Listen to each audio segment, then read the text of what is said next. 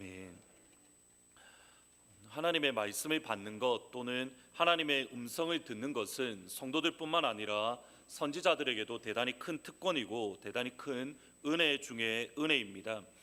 요나는 이미 하나님의 말씀을 경험을 했고 또 하나님의 말씀이 성취되는 것을 이미 경험했습니다. 그리고 다시 하나님의 말씀이 요나에게 임했습니다.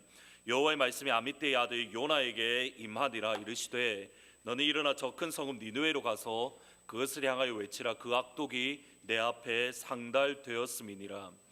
하나님의 말씀이 요나에게 임했을 때에 그 말씀이 요나에게는 대단히 큰 충격이었습니다. 우선 하나님의 말씀이 니느웨를 향하여 저 큰 성읍이라고 말씀을 합니다. 여기서 크다, 큰 성읍이다 라고 할 때 크다라는 말은 히브리 말의 가돌이라는 말인데 그 뜻의 또 다른 의미가 뭐냐면 중요하다 또는 소중하다라는 의미가 있습니다. 두 번째로 그 악독이 내 앞에 상달되었다라고 할 때 악독이라는 단어는 고난 또는 슬픔, 환난, 어려움이라는 뜻이 있습니다. 이것을 종합해서 요나에게 임한 말씀을 요약하면 이렇게 번역이 됩니다.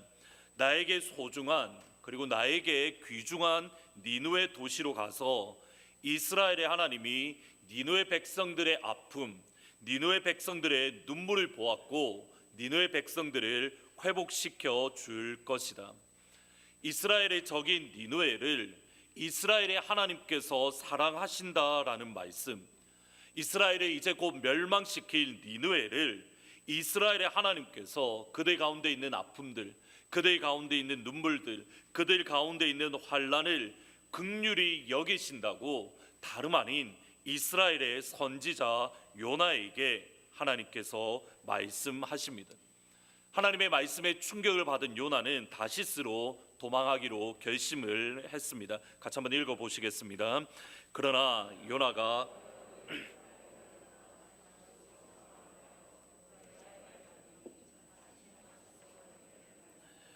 여호와의 얼굴을 피하여 그들과 함께 다시스로 가려고 백삿을 주고 배에 올랐더라. 다시스로 도망가는 요나의 이 모습, 1장 3절부터 마지막 절까지 나오는 17절까지의 모습을 보면 사실은 오늘날 우리 한국교회와 그리고 저와 여러분의 현 주소를 발견을 하게 됩니다. 첫 번째로 저희들이 요나의 모습에서 발견할 수 있는 것은 거짓된 평안, 잘못된 평안에 만족하는 요나의 모습입니다. 지금 보시면 다시스라는 곳은 이 지역인데 스페인의 남부 지역으로 요빠, 이스라엘에 속한 요빠라는 항구에서부터 8,000km 그러니까 4,900마일 가량 떨어진 곳입니다. 요나가 이곳에 사실은 요빠 다시스로 가려고 해도 쉽게 갈 수 있는 곳은 아닙니다. 요나가 활동하던 시대가 대략 BC 700년 전으로 해외로 가는 배가 흔하지 않던 시대입니다. 요나는 혹시나 하는 마음에 항구 도시인 요빠로 올라갔고 마침 그곳에서 다시스로 가는 배를 만났습니다. 배에 타기 위해서 요나는 백삿을 그들에게 지불했습니다. 한학자는 요나가 지불한 이 백삿은 아마도 요나가 집을 팔았던 그 돈이다라고 추정을 합니다. 그러면 이 여기까지 과정을 한번 보셔야 됩니다. 요나에게 하나님의 말씀이 임했고 그가 도망가기 위해서 그의 집을 모두 정리했는데 모든 것이 하루아침에 집이 팔리고 토지들을 팔았습니다. 그리고 집을 판 돈으로 요빠로 올라갔는데 1년에 한 번 있을까 말까 한 그 배가 마침 요빠에 있었습니다. 지금까지 이 상황을 보면 일사천리로 일들이 진행이 되어지고 있습니다. 요나가 마음에 품은 대로, 요나가 그 가운데 생각한 대로 모든 일들이 진행되고 있습니다. 만사형통입니다. 그런데 잘 보셔야 됩니다. 하나님의 얼굴을 피해서 도망가는데 만사형통하고 있습니다. 하나님의 얼굴을 피하다라는 것은 단순히 여기에 보이는 이스라엘 지역을 벗어난다라는 뜻이 아닙니다. 근본적으로 가인의 모습을 비교해 보면 근본적으로 하나님을 믿는 믿음을 버렸다라는 것, 내가 더 이상 이스라엘의 하나님 이스라엘의 여호와 하나님을 믿지 않겠다라는 그 모습이 하나님의 얼굴을 피하다라는 말의 뜻입니다. 하나님 믿는 믿음을 버렸는데 일은 잘 풀립니다.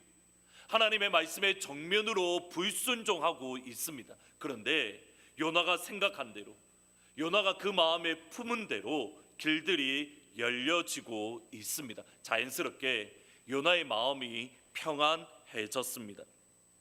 여호와께서 큰 바람을 바다 위에 내리심에 바다 가운데에 큰 폭풍이 일어나 배가 거의 깨지게 된지라 사공들이 두려워하여 각각 자기의 신들을 부르고 또 배를 가볍게 하려고 그 가운데 물건들을 던진지라. 그러나 요나는 배 밑층으로 내려가서 누워 깊이 잠이 든지라.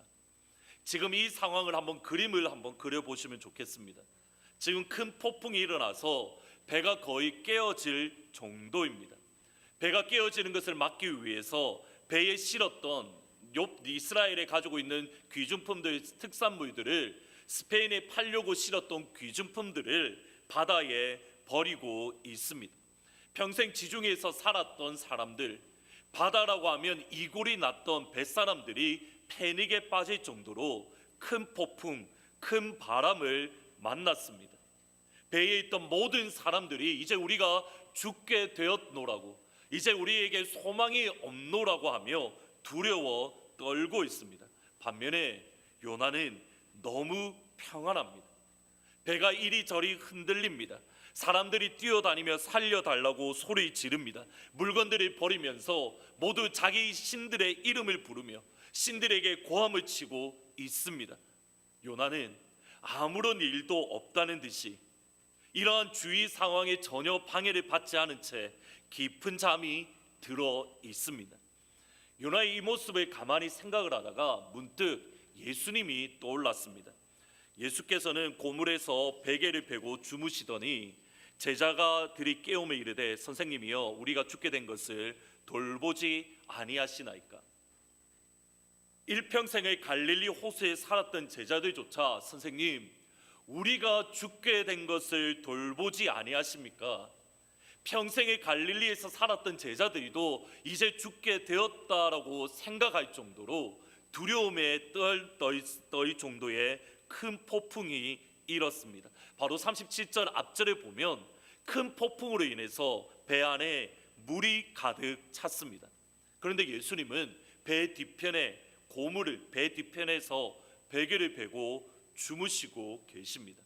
무엇 때문에 예수님은 폭풍이 일고 있는데 물이 들어오고 있는데 제자들이 뛰어다니고 있는데 예수님은 무엇 때문에 베개를 베고 주무실 수 있으십니까? 주님은 분명히 아셨습니다. 지금 큰 폭풍이 일어나고 있지만 이 폭풍은 예수님을 해할 수 있는 폭풍이 아닙니다. 제자들은 몰랐지만 예수님은 지금 폭풍이 일어서 깨어지게 되고 물이 배 안에 들어온다 하더라도 그 폭풍은 예수님을 해할 수 없었습니다. 제자들의 패닉으로 만든 폭풍은 예수님에게 해를 끼칠 수 없습니다. 그러기에 베개를 베고 깊은 잠에 빠져 계십니다. 요나의 모습과 예수님의 모습이 너무 비슷합니다. 아무런 고민도 없이, 아무런 근심도 없이, 내 주위에 일어나고 있는 상황과 전혀 관계없이 깊은 단잠에 들어 있습니다. 단 하나의 차이점은 예수님은 하나님의 말씀에 순종해서 나아가는 가운데에 평안함을 누리고 계십니다. 주의 말씀에 순종하는 가운데 폭풍을 만났을 때에 그 폭풍 때문에 마음이 요동하지 아니하고 폭풍과 상관없이 주님의 마음은 평안하십니다. 요나는 하나님의 말씀에 정면으로 불순종하고 하나님을 믿는 믿음에서 떠났는데 그의 마음이 평안한 가운데에 있습니다. 번개 맞은 교회라는 사진이 몇 년 전에 인터넷에 또 돌았습니다. 번개 맞은 교회라는 표현이 또 이렇게 흥미로워서 이렇게 또 한번 찾아보니까 사실은 제가 잘 아는 교회 마지막에 섬겼던 한국에 섬겼던 교회의 근처에 있는 부산의 한 교회의 이야기입니다. 2016년에 아마 부산의 여름에 부산에 많은 이렇게 번개가 쳤던 것 같습니다. 근데 그 가운데에 번개를 맞아서 보시다시피 교회 외벽이 완전히 무너져서 교회 차량 버스를 비롯해서 차량 8대가 파손이 되었습니다. 교회 뉴스에 나올 정도로 대단히 큰 피해를 입었던 것 같습니다. 번개 맞은 교회 한번 생각해 보셨습니까? 번개 맞은 교회라는 말을 딱 들으셨을 때에 어떤 기분을 받으십니까? 한국이라는 컬처의 한국의 문화 속에서 번개 맞았다, 벼락 맞았다라는 것은 하나님의 천벌을 받았다라는 뜻입니다. 실제로 이후에 이 교회는 벼락 맞은 교회, 하나님의 심판을 받은 교회로 소문이 나고 많은 사람들이 교회에 얼마나 죄를 지었으면 하나님이 당신들에게 벼락을 주겠습니까? 라고 홈페이지에 올리기도 했습니다. 2016년에 이 교회 이름 말해도 되나요? 온천제일교회라는 교회인데 이거는 동영상에서 제어해 주시기를 부탁이 드립니다. 온천제일교회라는 교회인데 벼락을 맞았는데 2017년에 높은 뜻 정의교회 김동호 목사님이 담임 목사님 하시다가 4개로 분립한 교회인데 높은 뜻 정의교회가 역시 벼락을 맞았는데 그것도 예배 드리는 가운데에 2번이나 벼락을 맞았습니다. 성도들의 반응이 2가지였다고 합니다. 한쪽은 우리 교회 목사님 잘못한 게 있습니까? 벼락을 맞게. 또 다른 한쪽에서는 이렇게 목사님께 말을 했습니다. 목사님 크게 홍보하십시오. 우리 교회 벼락 맞아도 끄떡없는 교회라고 목사님 세상 가운데에 홍보하십시오라고 말을 했다고 합니다. 질문을 드리겠습니다. 만약 우리 교회가 지금 날씨도 어중중한데 벼락을 지금 맞았습니다. 그러면 우리 교회가 잘못되어서 벼락을 맞은 겁니까? 아니면 벼락 맞아도 끄떡없는 교회라는 것을 보여주기 위해서 벼락을 맞은 겁니까? 한번 손을 들어서 표시해 볼까요? 한번 진지하게 한번 고민을 해보셔야 됩니다. 과연 그 2 교회가 하나님께서 용납되지 않는 죄를 짓고 있었기에 벼락을 맞은 겁니까? 다른 교회와 상관없이 다른 교회보다도 하나님 보기에 더 큰 죄를 짓고 지금 잘못된 길로 가고 있기에 번개를 맞은 겁니까? 그것도 예배 시간에 2번이나 벼락을 맞은 겁니까? 결코 아닙니다. 하나님 잘 믿고 예수님 잘 섬기고 하나님이 기뻐하시는 교회여도 번개 맞을 수 있습니다. 심지어 예배 드리는 가운데에도 벼락을 맞을 수 있습니다. 반대로 예수님 제대로 믿지 않고 하나님의 말씀과 다르게 죄만 짓고 하나님의 말씀과 다르게 하나님의 말씀에 정면으로 불순종하며 심지어 요나처럼 하나님 믿는 믿음에서 떠났어도 아무런 일이 일어나지 않습니다. 하나님 믿는 믿음에서 떠났어도 하는 일마다 형통합니다. 생각한 대로, 마음에 품은 대로, 내가 계획한 대로 길들이 순탄하게 열립니다. 주일에 예배 드리지 않고 골프장에 갔는데 그날따라 공이 멀리 나가고 한 번도 경험하지 못한 홀이런을 경험하지 않으십니까? 경험하지 않습니까? 그럴 수도 있습니다. 예배 드리지 않고 하나님의 말씀과 상관없이 살아가는데 오히려 우리의 마음이 더 평안할 수도 있고 우리의 마음이 오히려 위로받을 수도 있고 우리의 마음이 회복되어 질 수도 있습니다. 이 지점에서 저희들이 속기가 쉽습니다. 설교 준비를 하면서 한 목사님의 설교를 읽었는데 십자군 전쟁 이후의 교회, 중세 교회의 상황을 이렇게 묘사하는 학자를 인용하셨습니다. 이 시대 십자군 전쟁 이후의 교회는 놀라우리만치 평안했다. 이 시대의 성도들은 예배를 게을리해도 전도에 선교에 힘쓰지 않아도 복음의 영향력이 축소되어도 부흥이 일어나지 않아도 책망되지 않았다. 이 시대의 교회는 부흥이 일어나지 않아도 평안 속에 거했다. 교회는 거짓된 평안 속에 깊이 잠들어 있었다. 이 시대의 교회는 놀라움이만치 평안했다. 교회는 거짓된 평안 속에 깊이 잠들어 있었다. 혹시 우리의 모습이지는 않습니까? 예배를 게을리해도 전도와 선교에 힘을 쓰지 않아도 복음의 영향력이 축소되고 우리 가운데 부흥이 일어나지 않아도 죽었던 영혼이 살아나고 심령이 실망했던 영혼이 다시 일어나지 않아도 나에게 아무런 문제가 없다고, 우리 교회 잘 되고 있다고, 우리 가정은 괜찮다고, 나에게 아무런 문제가 없다고 거짓된 평안 속에 빠져 있어서 세상은 고함을 치고 배가 이리저리 흔들리고 바다 물결에 의해서 배가 깨어지게 되었어도 나와는 상관이 없노라고 하며 배 밑층에 내려가서 깊은 잠에 빠져 있지는 않습니까? 예배 생활에 게을리하고 있는데 정말 우리 삶 가운데에 아무런 일이 없다면 그것이 오히려 더 큰 문제입니다. 우리 교회가 전도에 힘쓰지 않는데 우리 교회가 예배가 부흥하고 우리 가운데에 부흥하며 성장한다, 우리 교회가 심각한 영적인 병에 걸렸음을 뜻하는 겁니다. 복음의 능력을 잃었고 복음의 영향력이 축소되었는데 나에게 아무 감정이 없다면 과연 우리가 정말 복음의 능력을 경험했노라고, 죽었던 영혼을 살리는 예수 그리스도의 복음을 내가 체험했노라고 과연 우리가 담대하게 말할 수 있겠습니까? 지금 이 모든 것이 다른 누군가의 이야기가 아니라 저와 여러분의 이야기입니다. 모든 사람들이 한국교회 잘못되었노라고, 지금 한국교회 잘못된 길로 가고 있노라고 저희들이 모두 다 평가합니다. 무언가 잘못되었다라는 것은 알고 있는데 우리는 너무 평안합니다. 예수님께서 아무 일이 없었던 것처럼 우리는 너무 고요합니다. 폭풍이 치고 있고 배가 요동하고 물건들이 던지고 많은 사람들이 죽게 되었노라고 아우성인데 배 밑층에 내려가서 평안히 잠을 자고 있습니다. 거짓된 평안입니다. 거짓된 만족 가운데에 있는 모습입니다. 두 번째, 요나의 모습 속에서 보이는 저와 여러분의 신앙의 현주소는 6절에 나옵니다. 같이 한번 읽어보시겠습니다. 선장이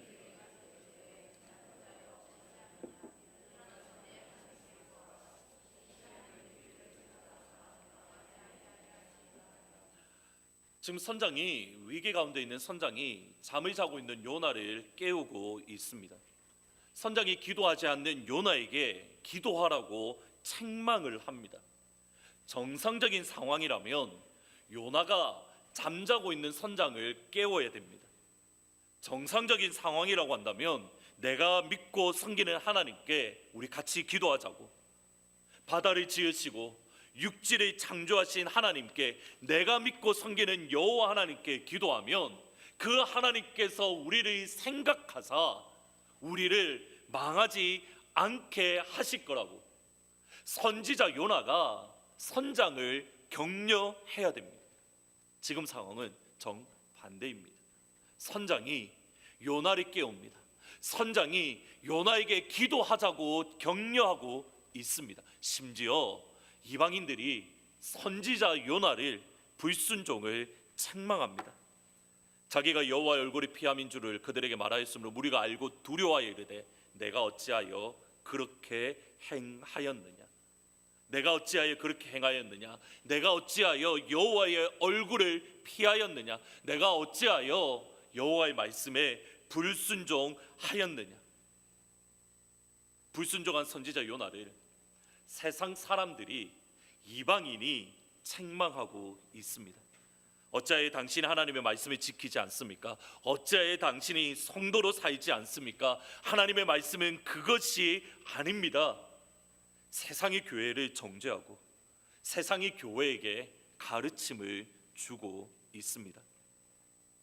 최근에 한국에서도 미투 운동이라는 것이 이슈가 되고 있습니다. 미국에서 먼저 일어났던 일들인데, 과거에 내가 성추행을 당했습니다, 과거에 내가 성폭행을 당했습니다라는 것을 미국의 많은 유명인들이 이야기하기 시작했고, 이것이 최근에 한국에서도 이슈가, 많은 분들이 그런 고백들을 하고 있습니다.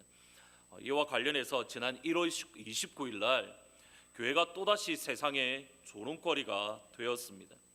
한 여자 검사가 있었는데 검찰에서 일을 하면서 그가 성추행을 당하고 또는 성폭행을 당했다라고 뉴스 인터뷰에 직접 얼굴을 드러내면서 인터뷰를 했습니다. 이 여자 검찰이 지금 현재도 검찰인데, 이 여성 검사가 뉴스 인터뷰를 자기 얼굴을 드러내면서까지 인터뷰를 하게 된 계기를 언급하는데 가슴이 답답해졌습니다. 자신을 성추행했던, 자신의 마음을 어렵게 했던 그 자기 위에 있던 검사가 최근에 종교를 믿게 되었다라고 말을 합니다. 정확하게는 기독교를 믿었고 세례를 받았습니다. 세례를 받는 가운데에 간증을 하는데, 하나님께서 이제 나를 용서해 주셨습니다. 하나님께서 죄 많은 나를 불쌍히 여기시고 교만한 나를 용서하시고 나에게 은혜를 주셨습니다라고 울면서 간증을 했습니다. 이 사람이 하나님께서 나를 용서하셨다라는 간증하는 그 말을 듣자마자 뉴스에 나와서 인터뷰하기로 결심을 했습니다. 이 말 직후에 이 여검사가 했던 말이 제 머리를 때립니다. 저는 회개는 피해자들에게 직접 해야 한다는 말씀을 드리고 싶습니다. 그녀가 예수를 믿는지 안 믿는지 정확하게 모르겠습니다. 근데 한 가지 분명한 건 있습니다. 그 여자 검사가 했던 말, 회개는 피해자들에게 직접 해야 합니다. 이 말은 성경에 있는, 더 정확하게 우리 예수님께서 하신 말씀입니다. 그러므로 예물을 제단에 드리려다가 거기서 내 형제에게 원망 드릴 만한 일이 있는 것이 생각나거든 예물을 제단 앞에 두고 먼저 가서 형제와 화목하고 그 후에 와서 예물을 드리라. 원망 드릴 만한 일이라는 말을 영어 성경에 보면 Your brother has something against you라고 번역을 합니다. 너를 향하여 반대하는 것, 너를 향하여 좋지 못한 것을 내 형제가 가지고 있는 것이 생각나거든. 보셔야 됩니다. 내가 잘못한 것이 있을 때에, 내가 마음이 힘들 때에 가서 구하는 것이 상대방에게 가서 용서를 구하고 화해하라는 수준이 아닙니다. 내가 잘못하지는 않았지만 형제와 또는 이웃과의 관계에서 불화가 있다면, 만약 어느 누구가 너를 향하여 불평하는 것이 있겠다라는 생각이 들면 예배 드리는 도중에라도 뛰쳐나가서 그에게 용서를 구하고 그와 화목하는 것이 먼저라고, 그와 화목하는 것이 제1우선순위라고, 심지어 예배보다 더 중요한 것이라고 누가 말씀하시냐면 예수님께서 말씀하고 계십니다. 회개는 내가 하나님께 용서를 받았습니다. 내가 하나님 앞에 나아가 기도하고 눈물 뿌려 기도했기에 하나님께서 내 죄를 용서해 주셨습니다. 여기서 끝나는 게 회개가 아닙니다. 그것은 50%에 불과합니다. 하나님께 분명히 나아가 죄를 자복하고 용서를 구해야 됩니다. 동시에 이웃에게 잘못한 것이 있다고 한다면 당연히 그에게 가서 잘못을 구하고 용서를 받아야 합니다. 그가 용서하고 안 하고는 둘째 문제입니다. 그에게 용서를 하고는 것은 그가 나를 용서하는 것 둘째 문제입니다. 그 사람에게 가서 내가 잘못했노라고, 그 사람에게 가서 내가 미안하다고 분명하게 사과를 해야 합니다. 심지어 내가 잘못하지 않았지만 그가 오해했다면, 나와 불필요한 관계에 있다면 오해를 풀고 관계의 문제를 해결하고 예배를 드려야 하는 겁니다. 다른 문제는 차치하더라도 참된 회개는 하나님과의 관계에서 끝나는 게 아닙니다. 사람과의 관계 속에서 일어난 것은 그 사람과 직접적으로 해결하는 것이 하나님께서 원하시는 성경적인 회개이고 성경적인 용서이며 성경적인 구원입니다. 오늘날 저희들이 저지르는 가장 큰 실수가 이겁니다. 나는 회개했습니다. 나는 용서받았습니다. 하나님이 나 같은 죄인을 받아주셨습니다. 그런 값싼 회개, 그런 값싼 용서, 그런 값싼 구원 성경 어디에도 없습니다. 저의 고민은 이것입니다. 하나님의 교회가 예수님의 복음, 예수님의 말씀과 다르게 교회가 살아가고 있으니, 하나님의 교회가 잘못되게 살아가고 있으니 그게 진리가 아니라고, 그런 값싼 구원, 그런 값싼 회개, 그런 값싼 용서가는 내가 가르친 복음이 아니라고. 그 다음에 잘 들으셔야 됩니다. 하나님께서 세상으로 하여금 교회에게 외치게 하셨습니다. 이것이 하나님의 뜻이고, 이것이 성경의 가르침이고, 이것이 예수님의 교훈입니다. 회개는 피해자에게 직접 하는 것이라고 말하고 싶습니다. 그 여자 검사의 고백은 예수님의 교회를 향한 말씀입니다. 뉴스를 통해서 세상이 교회에게 성경의 가르침을 주고 있습니다. 뉴스를 통해서 세상이 교회에게 예수님의 말씀을 가르치고 있습니다. 이 황당한 상황이 요나의 모습이고 저와 여러분의 모습입니다. 거짓된 평안, 세상에 책망 듣는 요나, 그리고 교회를 단적으로 보여주는 말씀이 있습니다. 그가 대답하되 나는 히브리 사람이요 바다와 육지를 지으신 하늘의 하나님 여호와를 경외하는 자로다. 요나의 이 말은 사실 놀라운 신앙 고백입니다. 히브리 사람이다라는 말은 나는 아브라함의 자손임을 자랑스럽게 고백하는 겁니다. 바다와 육지를 지으신 하늘의 하나님, 내가 믿고 섬기는 하나님은 단순히 이스라엘의 하나님이 아니라 바다도 지으시고 땅도 창조하신, 모든 만물을 창조하신, 창세기 1장 1절 태초에 하나님이 천지를 창조하시니라. 내가 믿고 섬기는 하나님은 그냥 조그만 하나님이 아니라 전 우주의 왕의 왕이고 주 중에 주다라는 것을 고백하고 있는 것. 내가 그 하나님을 믿고 경외한다라고 자신을 소개합니다. 잘못된 것 하나도 없습니다. 정말 바른 신앙 고백입니다. 그런데 설교를 준비하다가 요나서 1장 9절 이 말씀에 시선이 멈추었습니다. 한참을 생각을 합니다. 왜 여기에 이 구절에 내 마음이 갈까? 한참 고민을 했습니다. 그러다가 다음에 한 구절 말씀이 떠올랐습니다. 같이 한번 읽어보십니다. 그들이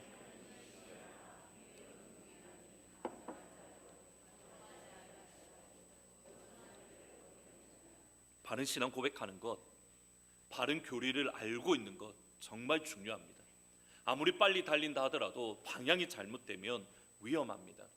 2월 25일 날 주일날 1부와 3부 예배, 그리고 2시 30분에 박윤규 교수님 모시고 이단 세미나를 가집니다. 시간을 꼭 내셔서 혹시라도 다른 일정이 있다면 변경하시더라도 꼭 참석하시기를 부탁을 드립니다. 우리가 무엇을 믿고 있는가, 우리의 바른 신앙 고백이 무엇인가 분명히 알고 계셔야 됩니다. 그런데 오늘 제가 강조하고 싶은 것은 이겁니다. 바울이 디도를 향해서 권면하는 게 이겁니다.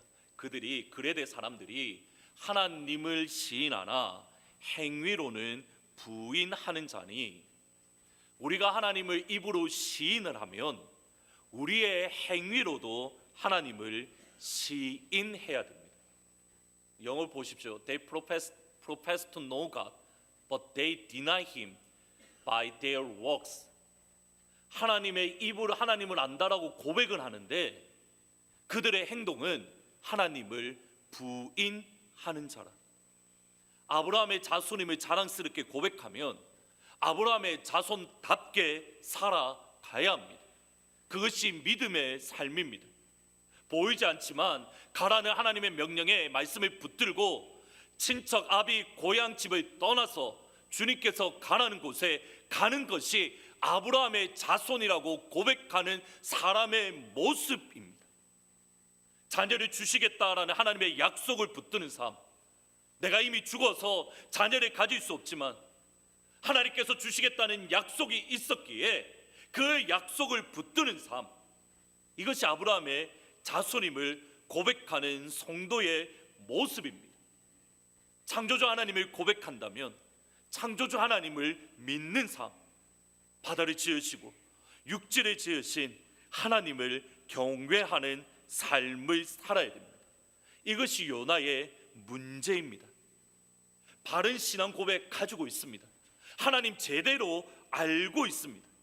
하나님의 말씀이 그에게 임했을 뿐만 아니라 선지자이기에 율법을 연구해서 누구보다도 온전한 신앙을, 말씀을 가지고 있습니다. 문제는 여기에 있습니다. 바른 성경 지식은 가지고 있는데 그 말씀대로 살지 않았다라는 겁니다. 바른 말씀은 가지고 있는데 그의 삶을 보면 아브라함의 하나님을 부인하고 있고 창조주 하나님을 부인하고 있고 하나님을 경외하는 모습이 아니라 하나님을 모욕하고 하나님의 이름을 욕되게 하며 하나님을 가장 아프게 하고 있는 사람이 다름 아닌 요나의 모습입니다.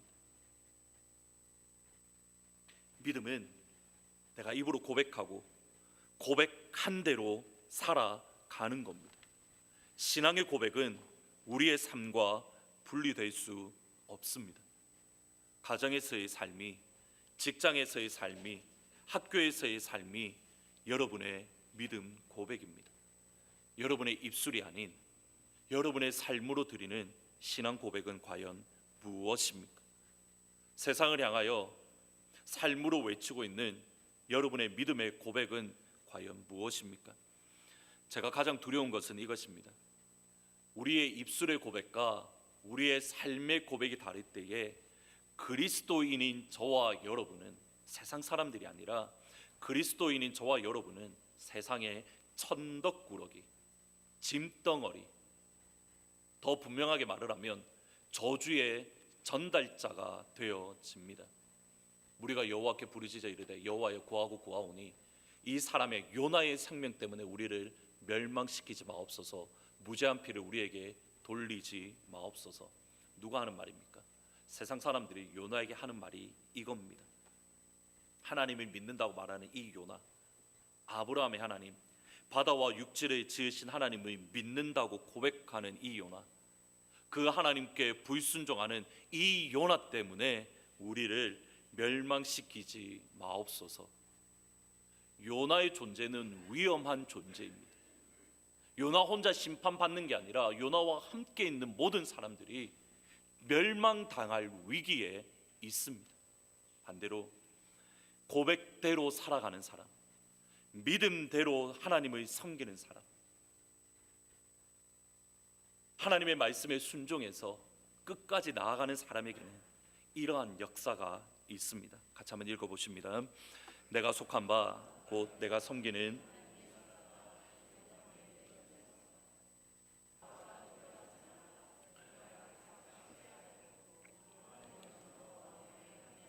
다 내게 주셨다 하였으니 그러므로 여러분들이여 안심하라. 나는 내게 말씀하신 그대로 되리라고 하나님을 믿노라.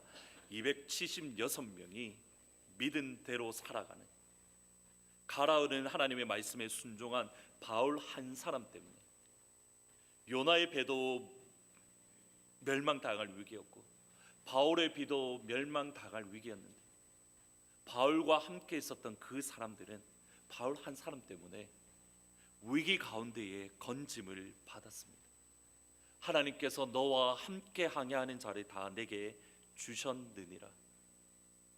하나님께서 너와 함께 항해하는 자들을 다 내게 주셨느니라. 이것이 믿은 대로 살아가는 자에게 주시는 하나님의 놀라운 은혜입니다. 지난 한 주 동안 멕시코 유카탄 선교를 다녀왔습니다. 하나님의 명령에 따라 쫓아갔을 때에 우리의 작은 모습을 통해서 하나님께서 어떻게 구원하시는가 잠깐 동영상으로 보시겠습니다.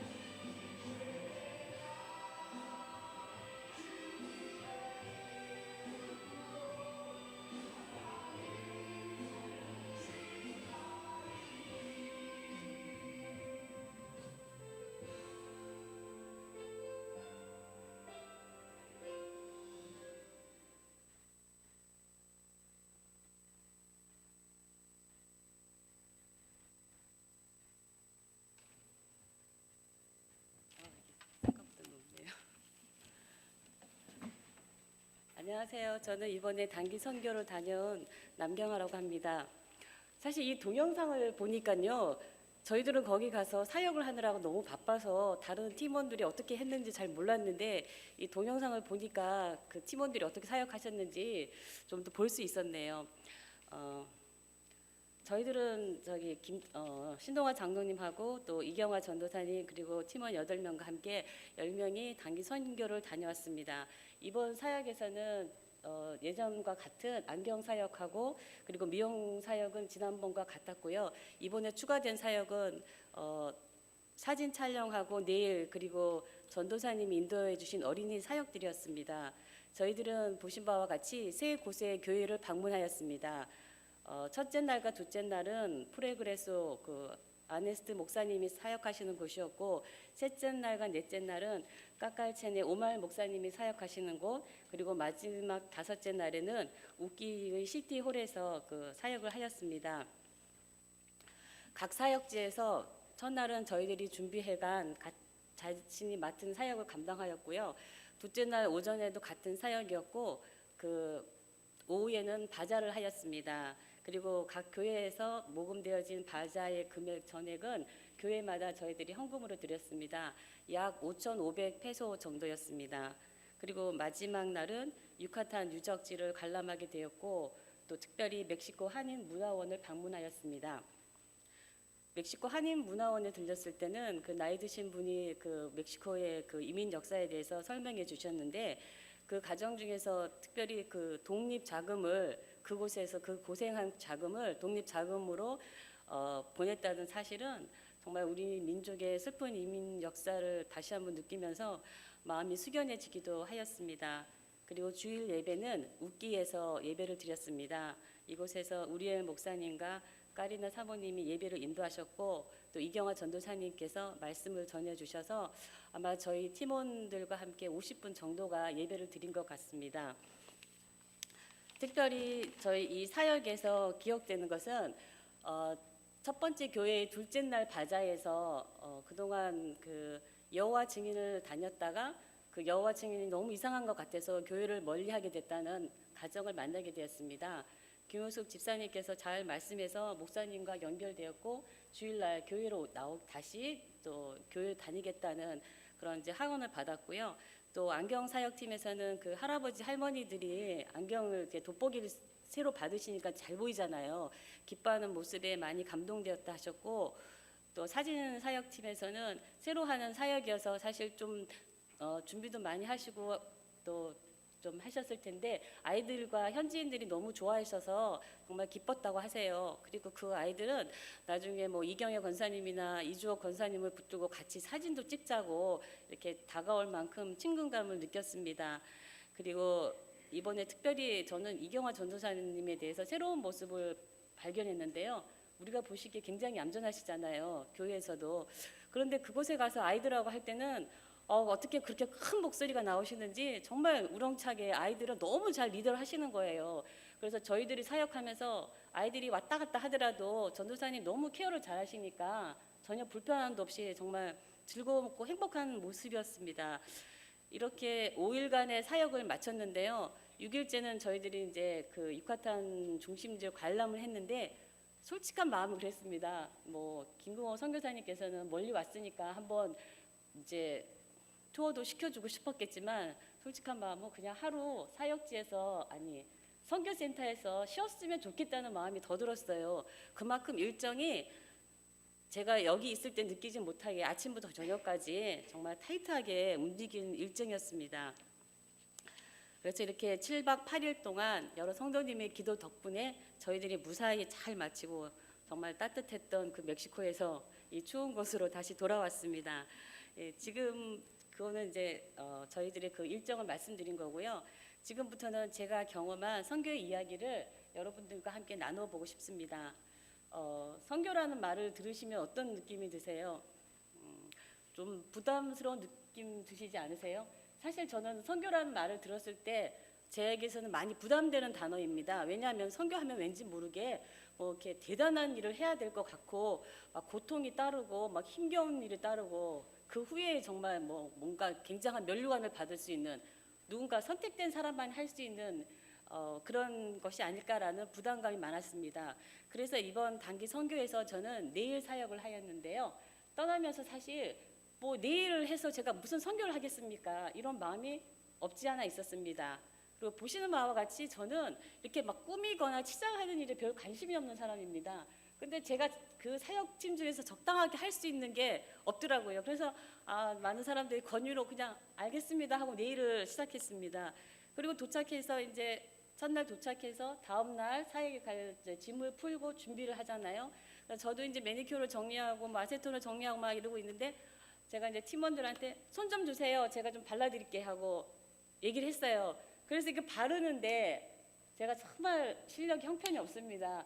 그랬더니 저희 팀원들이 야, 너희 내일 가게는 오픈하기도 전에 문을 닫아야겠다고 다들 한 소리를 하시는 거예요. 그래서 제가 뭐 할 말이 있습니까? 뭐 서툰 목수가 연장 탓을 한다고 저는 이거 매니큐어가 오래돼서 굳어서 안 되는 거라고 그렇게 말씀을 드렸는데 이 말씀을 듣자마자 김궁호 장로님이 월마트 갑시다 그러시는 거예요. 그래서 할 수 없이 월마트를 가서 정말 그 현지 돈으로 2,000페소, 우리 돈으로 한 100불 정도 된다더라고요. 그 이제 매니큐어를 다시 사갖고 왔습니다. 그러고 나니까 마음에 이제 부담이 100배로 늘어나는 거죠. 이 돈까지 투자를 했는데 제대로 하지도 못하는데, 근데 장로님께서 이러시는 거예요. 100불 가지고 한 영혼을 구원할 수 있다면 그 돈이 무슨 아까운 돈이냐고. 정말 그 말에 정말 선교사님 다운 말씀이라 생각했습니다. 이렇게 우여곡절 끝에 저희 내일 가게가 오픈을 하긴 했습니다. 그래서 했는데 첫날 사역지에 사람이 없는 거예요. 근데 현지 교인 한 분이 뭐 저쪽 어디 가서 정말 초라한 할머니인지 아줌마인지 그분을 데려오셔서 저는 그분 모습을 딱 보니까 이 사람이 정말 남루한 모습이니까 내가 칠을 해도 이게 해도 상관없다 싶어서 얼른 팔짱 끼고 그분을 데리고 와서 이제 네일 가게 거기에 모셔다 놓고 매니큐어 칠을 했는데 역시 뭐 잘할 수는 없겠죠. 그래서 이제 잠시 후에 뭐 좀 깨끗한 사람, 뭐 젊은 여성분이 오면은 전부 다 이제 오현장 권사님한테 인도합니다. 권사님. 그리고 제 단골 손님은 할머니들이나 아니면 이렇게 일을 너무 많이 해가지고 손이 망가지신 분들, 또 막 어린애들은 손이 끈적끈적하잖아요. 막 찢지도 않고 뭐 사탕을 먹어서인지 막 손이 막 난리가 나요. 그런 애들만 오면 저는 너무 반갑게 그들을 맞이했습니다. 왜냐하면 부담이 없으니까요. 잘못해줘도 부담이 없으니까요. 그래서 제 마음속에 생각하기를 야, 공짜는 양진물도 마신다는데 내가 이 사람들 진짜 공짜로 다 이렇게 해주는데 무슨 불평을 하겠어? 솔직히 이런 마음이 없지 않아 있었습니다. 그런데요, 그게 왜 그랬을까 저도 모르겠습니다. 시간이 지날수록 그 칠을 해주는데 제 마음이요, 자꾸 이 사람 손이 처음에는 뭐 별로 만지고 싶지 않았는데 시간이 지나니까 누가 오든 간에 칠해주기 전에 손을 만지게 되고 어떤 사람 팔도 한번 주물러주고 어떤 분은 어깨도 한번 주물러주고 뭐 이러고 있는 거예요. 그러면서 그 손을 칠하면서 어떻게 하면 좀 잘 발라줄 수 있을까 그런 마음이 들고 저랑 그분들이랑 같이 있는 그 짧은 시간 동안에 이분들한테 당신이 나에게 대접을 받고 있는 손님입니다. 그런 마음을 전해주고 싶더라고요. 그래서 제 나름대로 정말 애를 쓰고 수고를 했습니다. 그래서 이 마음이 왜 생겼을까? 아마도 제가 놀러 간 것이 아니고 하나님의 마음을 안고 갔잖아요. 그 마음이 정말 그분들과 저에게 전해지지 않았을까 그런 느낌이 들었습니다. 사실 저희 언니는 작년에 단기 선교를 다녀왔습니다. 저희 언니가 이호정 권사인데요. 언니는 헤어컷을 했다고 해요. 그런데 매번 저에게 하는 얘기가 야, 나 거기 가서 헤어컷을 했는데 너무 못해줘가지고 그 사람들 머리를 찝을까봐 잘못할까봐 옆에 있는 김효숙 집사님은 너무 잘하시는데 나는 너무 부담이 됐어. 그 얘기를 하시는 거예요. 그때마다 제가 아휴, 언니는 돈도 안 받고 30년 경력 그 이발사가 언니가 가서 얼마나 친절하게 했겠어. 얼마나 정성을 다해서 했겠어. 그럼 됐지 뭘 바래. 그러면서 매번 투박을 하기 시작했는데요. 시간이 지나면서 제가 그 마음이 느껴졌습니다. 우리 언니가 왜 그렇게 마음을 가졌을까? 왜 그런 마음이 들었을까? 저에게도 똑같은 마음이 들기 시작했습니다. 5일간 사람들의 그 손을 만지고 주무르고 하면서 눈도 침침해지고 사실 어깨도 아프고 정말 또 감기 기운도 있어서 많이 힘들었지만 참 행복했습니다. 선교에서 느끼는 기쁨과 감사는 온전하게 경험한 사람만이 나눌 수 있는 선물인 것 같습니다. 백문이 불여일견이라 하고 뭐 고기도 씹어본 사람이 그 맛을 안다고 하잖아요. 다녀오지 않으신 분들은 글쎄요, 제가 이렇게 말하는 것이 얼마만큼 공유될 수 있을지 정말 의문이 들고, 이 선교에서 느끼는 감정은 누구와도 공유할 수 없는, 경험해 본 사람만이 행복인 것 같습니다. 이번 여름에도 또 내년 2019년에도 저희 교회 단기 선교는 계속 이어집니다. 지금부터 한번 계획을 세워보시고 또 다음에 다가올 단기 선교를 한번 기대해 보시면 어떨까 싶습니다. 크고 거창한 사역이 아니어도 예수 그리스도 이름으로 전해지는 그 작은 사역에는 하나님이 주시는 큰 선물이 있습니다. 꼭 한번 선교지에서 우리 교인들이 모두가 그런 기쁨을 행복을 만끽하시기를 바랍니다.